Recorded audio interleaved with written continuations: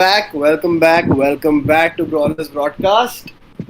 The dressing theme might be football for today, but we're here to talk about some fights, and it's all around the corner tomorrow itself. UFC 304 UK card, the mandatory card that happens once a year. And what are your feelings, Ritik, before we get into it? I mean, what are you expecting from this card? Let's just hear it from you. I'm expecting a banger of a card, other than the main event, obviously. I mean, I don't expect a brutal KO from either Leon Edwards or Bilal Muhammad. But yeah, Co-main event gang. absolutely, man. Co-main event gang and early prelims co-main event gang. Real ones, no. True. Mohammad Mukai versus Manel Kaib. That's the one that I'm looking forward to for the most part, yeah. It's going to be an amazing card, though. I'm sure. I'm looking forward to it a lot.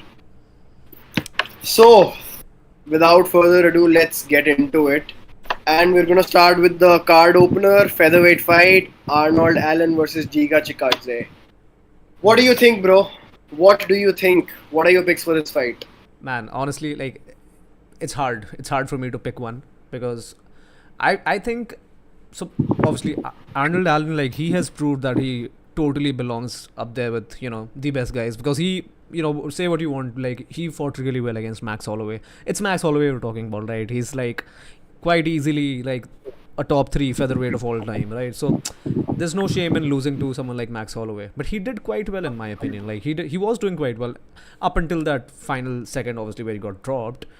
If he hadn't done that, if he hadn't just rushed in towards Max, like, it would have been a clean fight for him. Obviously, he wouldn't have won anyway. I thought he was for sure losing, but so I think the biggest thing here in this fight is how good Giga Chikadze's takedown defense is, because he's an elite striker. We all know that he's definitely a better striker than Arnold Allen, in my opinion.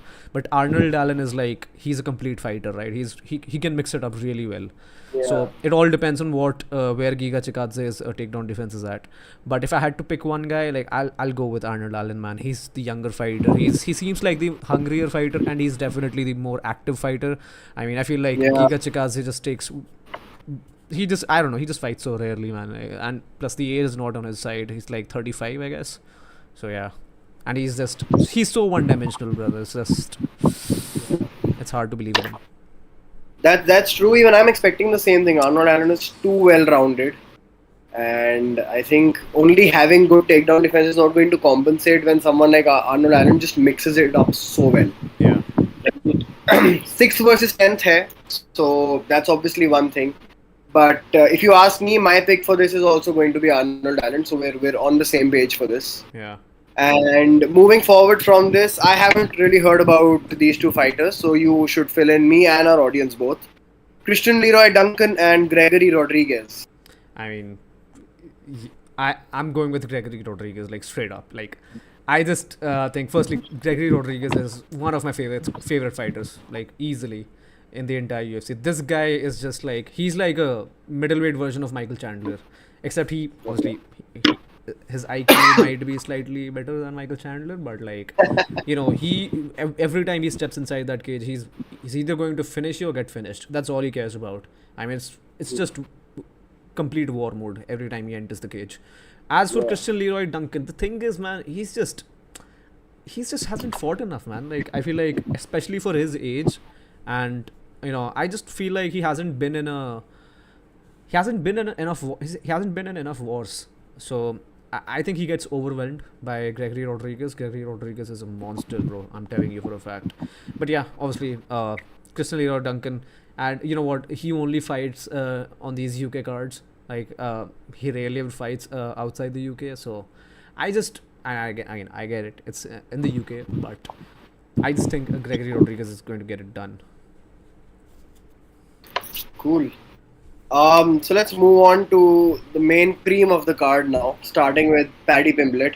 I kind of feel ashamed, by the way, when I say cream of the card and I say Paddy Pimblett, because Bobby Green might or might not be a challenge for him, but eventually when Paddy Pimblett reaches the top 6 or 7, he's going to get exposed. That's my opinion. Can't be talking about a Liverpool fan like that, bro. It's okay, bro. MMA is on its own side and Liverpool is on its own side. But as a true MMA fan, I have to be real about it. Absolutely, yeah. So I don't think Paddy Pimblett eventually is going to get exposed. So I feel this fight, I can't really say. I feel this fight, in my opinion, is really up in the air.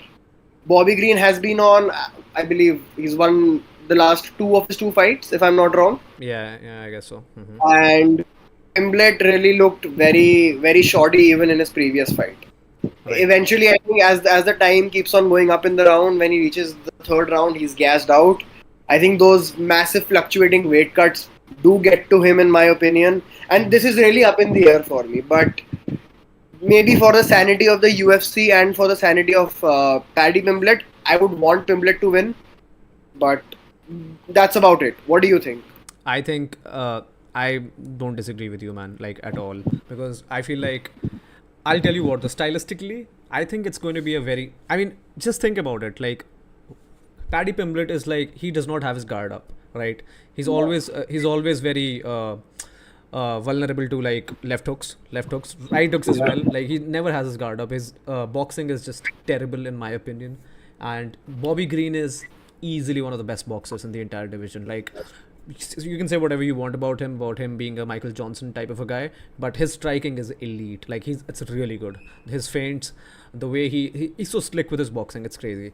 And also, Bobby Green's grappling is quite underrated. Like let's not forget he did submit obviously an old version of Tony, but like he did submit Tony Yeah. Ferguson, and Tony Ferguson was, at least he used to be really good at good from his back. Yeah. I mean, yeah. So I just think Bobby Green on paper he's supposed to be a very bad matchup for Paddy Pimblett. Like Paddy Pimblett should have. I don't think he should have any success against Bobby, but at Yeah. the same time, I don't know, man. Like it's just something about the up and coming guys. He's got to be more. He's got to be hungrier. He's definitely a lot younger. He hasn't been in enough wars, mind you. Bobby Green, this is going to be his 50th pro fight. 50 pro Yeah. fights is insane, bro. It's absolutely insane.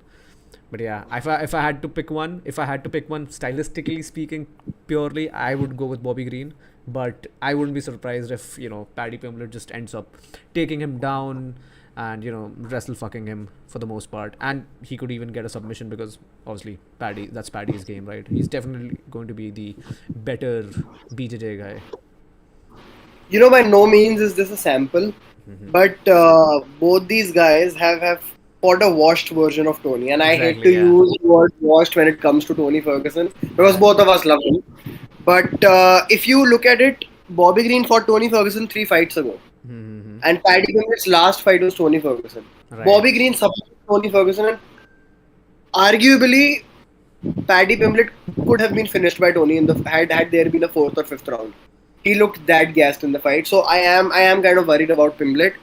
And all credit to Bobby Green. He's been good. He's been one of those unsung gatekeepers of the division. So I won't be surprised if Pimblett loses. But Yeah, you're I right. You're mean, right. I mean, Bobby Green is not moving anywhere. If honestly, he wins this, yeah, Pimblett will still have a chance of being in that absolutely, yeah. contention for something, right? And there's a very good chance if it goes to a decision and if it's a close fight, you know who's gonna get it, right? I mean, We- we- we- we- yeah, they'll obviously give it to Paddy, right? I mean, we hate to say it, but that's what happens. We have seen we have seen the sport enough, like, to know that. So I think yeah. just more than anything, to keep uh, some value to his stocks, Paddy Pimblett needs a finish tomorrow. It's Absolutely, not yeah. going to help him a I lot agree. I agree. because it's Bobby Green, but just for his own It cannot thing, be a just for his close own fight, man. It just cannot be a close fight again. it Because cannot. when you It think cannot. about it, look at Bobby Green's last 3 wins. Jim Miller, he absolutely destroyed Jim Miller. Do you remember Yeah, that fight at UFC 300? Like, yeah, he yeah, yeah. absolutely dog walked him. Like, man, that was one of the most brutal beatings I've ever seen. He knocked out Grant Dawson. Nobody thought Bobby Green was gonna win. Grant Dawson was, again, Yeah. he had an amazing streak going on, and again he was supposed to be an up and coming guy, and Bobby Green just knocked him out cold, like destroyed him.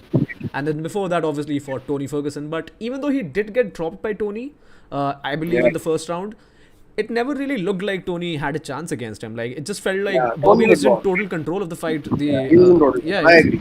unlike Paddy Pimblett though, even though, yeah, of course, yeah, we knew Paddy was gonna win, but like there were times when, you know, especially in that third round, like it just looked like he was gonna get gassed. Yeah. And if Tony could have survived a couple of takedowns in the final round, then who knows where that fight would Who have knows? gone. Yeah. So Paddy has not had a single convincing performance as all.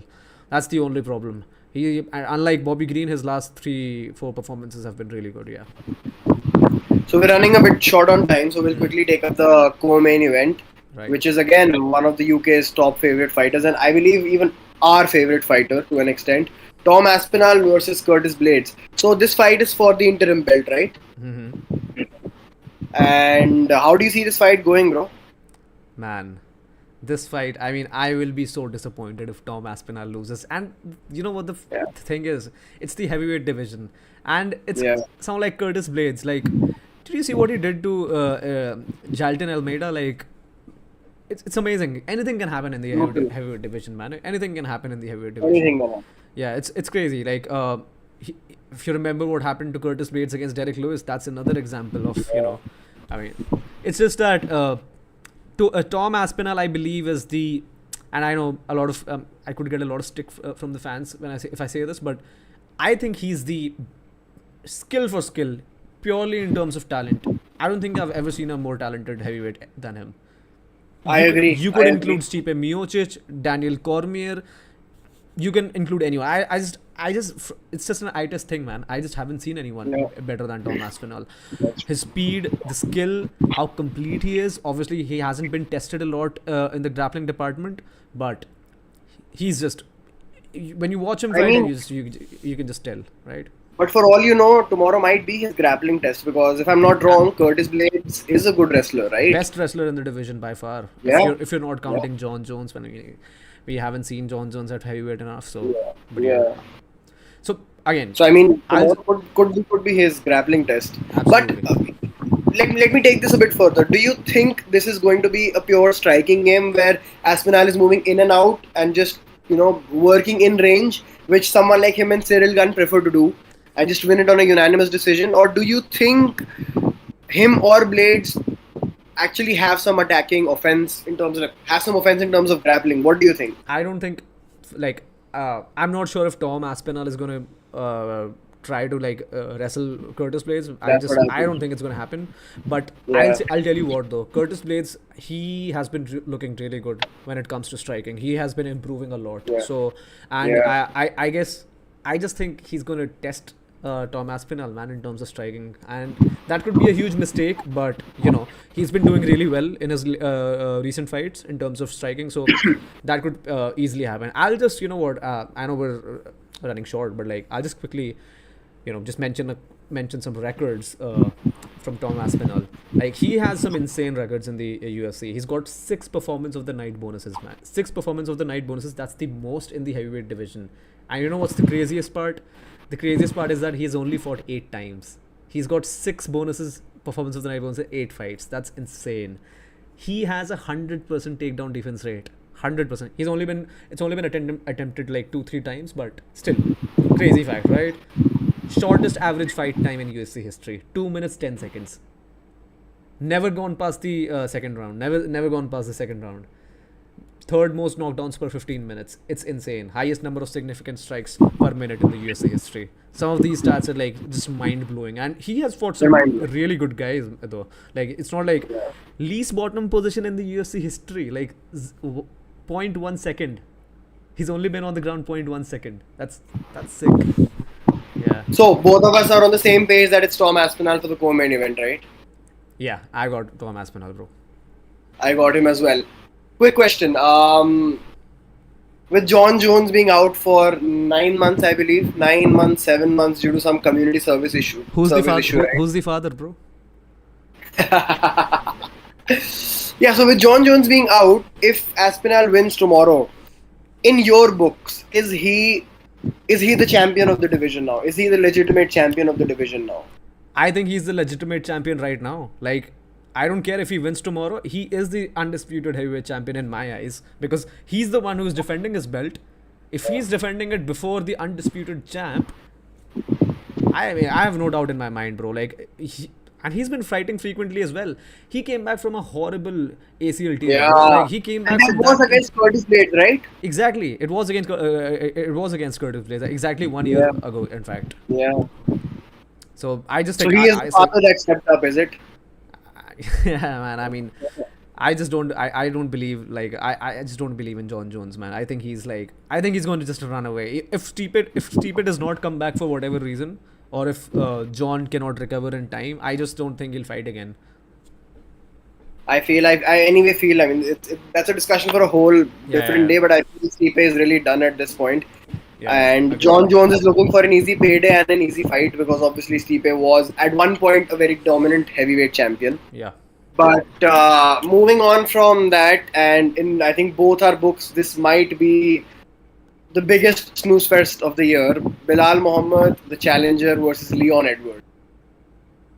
What do you think? Are you going to fall asleep in the second round, the first round, in the first 30 seconds? Are you going to watch the entire I'm gonna thing? fall asleep during the tail of the tape, man. When I see that neither of the guys have like have a combined, both of the guys they have a combined 5 knockouts in the UFC. Yeah. Not even 5 actually. In fact, I think it's probably 2. It's probably 4, I guess.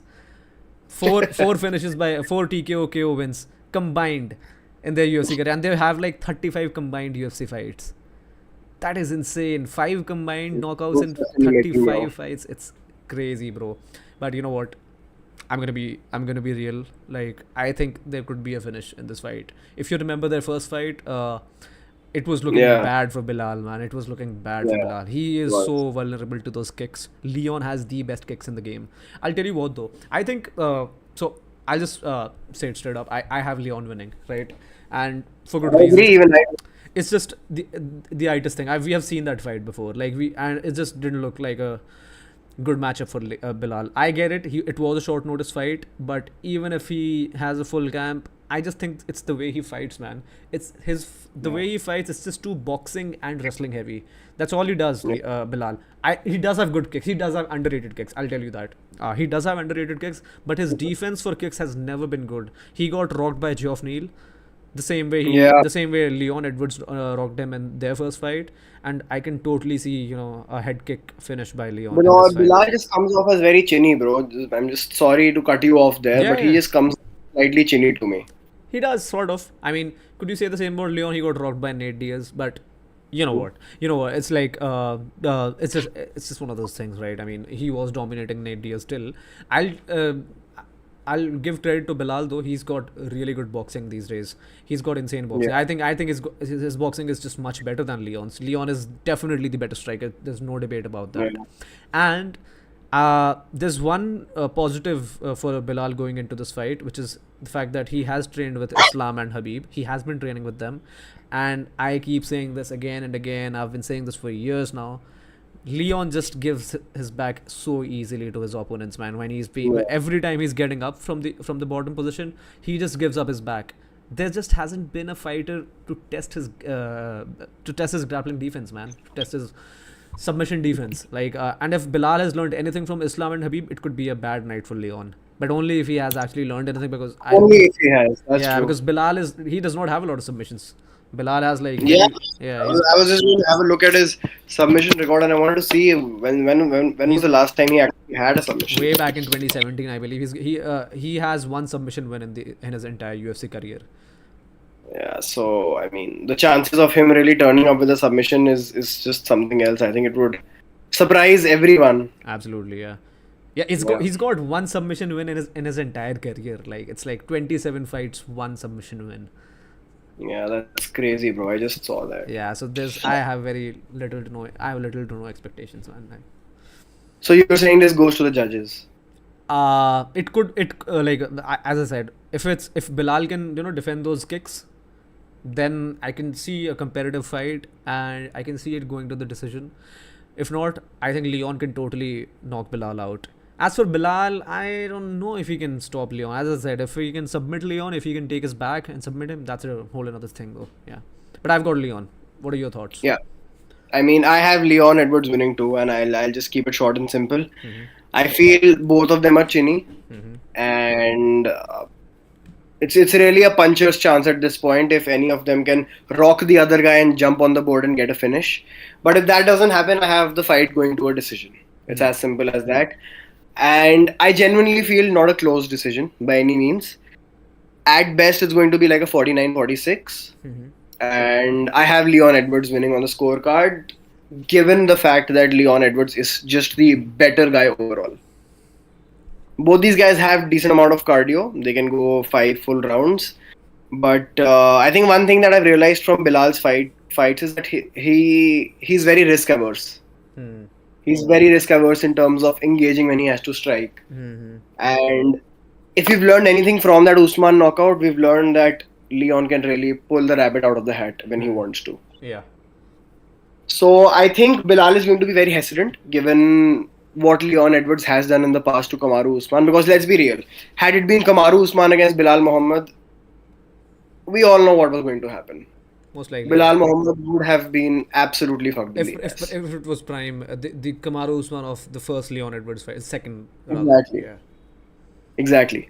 So that being said, I would say that Leon Edwards wins this, and if this is a bad night by any means for Belal Muhammad at the office, I'm so sorry to say this for any of our viewers out there, but Belal Muhammad is not getting a title shot anytime soon after this, and by that I literally mean anytime soon. He's 36 anyway, so Forget that he's 36. He literally had to beg his way to a title shot even right now. I guess, yeah. I mean, he did deserve it in terms of merit, but we know how the business I works. agree. But in terms of putting people in seats, in terms of being inside, absolutely. no way, right? So, I mean, I hope God is with him and he wins it, but I have Leon Edwards winning as well. Yeah. Same. So, let's see what happens tomorrow. I think apart from just one fight, we have all the same picks, and I hope it works out. I hope it works out for all the fighters that we're supporting. But as we've discussed, we're looking forward to Tom Aspinall the most, and we just hope he wins. Absolutely, man. Looking forward to this card, man. It's gonna be exciting. Forward to this card, man. It's going to be an insane card, and apart from that, there's not been a lot of news to cover in the MMA world in general. But yeah. Let's just hope that Conor McGregor and Michael Chandler fight soon. That's the only thing we're looking forward to. And what's the next UFC fight week or fight card after this? Bro, it's the Abu Dhabi card. Oh, Stan Tatum versus Nurmagomedov. Yes. Yes, that's next week. That's This the is big a one. great card. Shara Magomedov fighting. Oh, Cheeto Vera and Figueiredo are fighting. Bro, this card is insane. Tony is fighting, man. Tony versus Michael Chiesa. This Mackenzie card Dern is is fighting. This Joel Alvarez. And did you Wow. forget Nick Diaz? He was also on there, but he pulled out. And you're supposed to be on this He card. was Yeah. supposed to be on that card. He pulled out. Yeah, it's a very good card, man. We're gonna do a predictions video for this as well. We're gonna do a prediction for this, and I genuinely feel this is a better card than 304. I genuinely feel this. Yeah, for sure. Like This is a much better card. like say what you want about Umar. Like he's a very entertaining way. He's a very it's fun. It's fun. It's fun to watch his striking, man. Even his grappling, yeah. like, it's a fun to watch guy. Yeah, for sure. Definitely. So stay tuned, guys. We're going to be back again with another prediction video for the fight night next week. And I hope all of you enjoy UFC 304. We're very excited for it. And if we're able to post a reaction video, we will do it. Till then, follow us on our social medias on Brawlers Broadcast. We try to post regularly. Usually we're up to date with our news as well. And I hope you guys have a banger of a card from wherever you're watching in the world, and take care.